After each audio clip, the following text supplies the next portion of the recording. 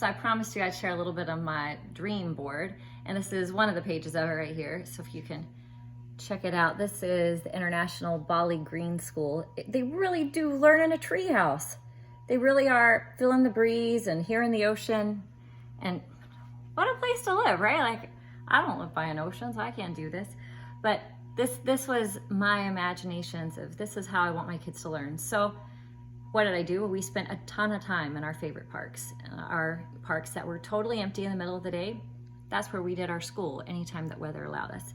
So obviously I can't turn my home suddenly into the ocean, and especially since I was raising a pile of kids in a townhome for many years, you know, you don't have just this ability to transform a whole layer of your house into a school. That's not what most people can really do. So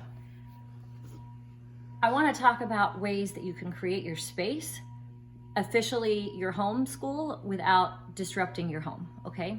And this has been our simple answer.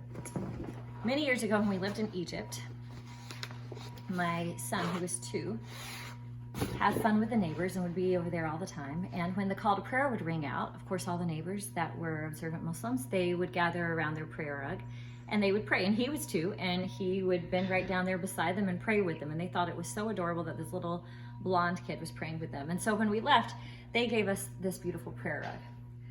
And it is the symbol of we are gathered now. So when I pull this prayer rug out and lay it down in the middle of the floor, that is our homeschool, wherever we are. And we don't, gather and pray. I mean, we sometimes pray, but this says we're at school. We don't have desks. We have tables. So, when you're taking tests, you can. And if you want to practice calligraphy, you have a stable surface. But we have a rug that goes with us wherever we need to be. And it is the announcement, here we are, we're together, we're doing homeschool. And typically, we do not have a defined room, although we've recently moved to a house that has one room that's, I would say it's probably 10 by 10. It's kind of dark and it's just covered with books. And that's the place that we've pretty much gravitated to, that we throw the prayer rug down and da-da, homeschool is starting.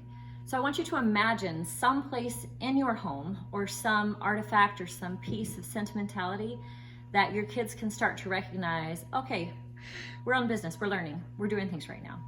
Imagine what that would be and be comfortable with the fact that it could be something you could take with you. So you can go to parks, you can go to your backyard, or you can go to a location that is learning space that's outside of your home, because everybody needs to get outside of their home. Have not we learned that lesson during pandemic? So figure it out, put it in the comments what your relic is or what your little spot is, and I'll see you back for part 3.